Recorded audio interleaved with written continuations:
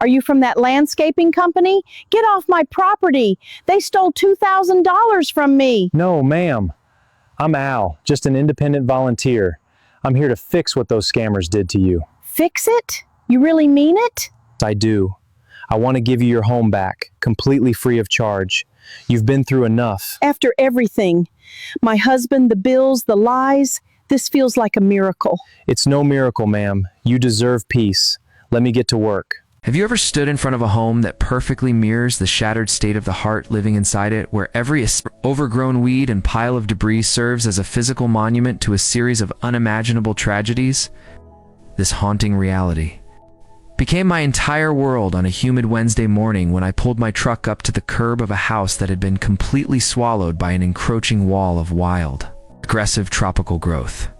Standing in the doorway, her hands gripping the doorframe as if it were the only thing holding her upright, was 72-year-old Debbie, a woman whose eyes held a deep, bottomless exhaustion that no amount of sleep could ever hope to fix. I approached. Her immediate reaction was not one of welcome, but of sharp defensive fear. She had been betrayed so many times by the world that she viewed every stranger as a predator waiting to strike. Debbie's life had collapsed with the terrifying speed of a house of cards. Just a year ago, she was living a quiet, content life until her husband was diagnosed with stage 4 pancreatic cancer. For 90 agonizing days, she lived in a state of constant, high-alert grief, acting as his sole caregiver until he passed away, leaving her to face a world that immediately began demanding payment for a life she no longer felt capable of living. The financial avalanche followed the funeral. She fell 3 months behind on rent, and in a desperate last-ditch effort to keep her property from being condemned by the city, she hired a local landscaping company to clear the mounting.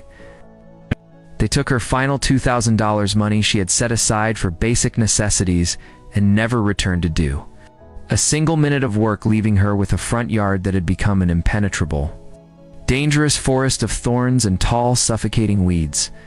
The tragedy did not stop there. As the garden turned into a neglected, hazardous wasteland, Debbie's physical health began a rapid, frightening decline.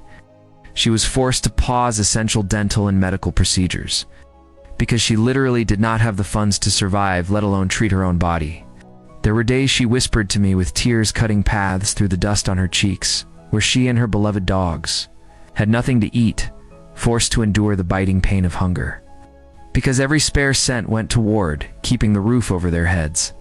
The house, once filled with the laughter of a happy couple, had become a prison. The yard was so overgrown with stinging vines and jagged, rusted objects that she was terrified to step outside, fearing she would fall or be bitten by the snakes and vermin that had turned her property into their private den.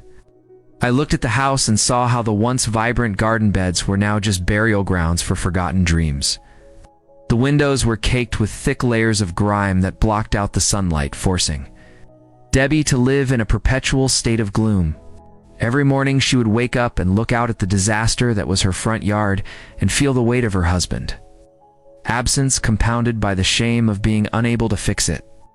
This wasn't just a landscaping project, it was a rescue mission for a woman's dignity.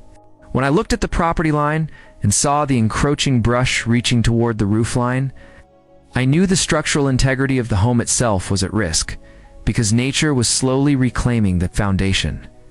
Standing there listening to her recount how the world had taken her husband, her savings, and finally her dignity, I knew that I could not just cut the grass, I had to restore her spirit.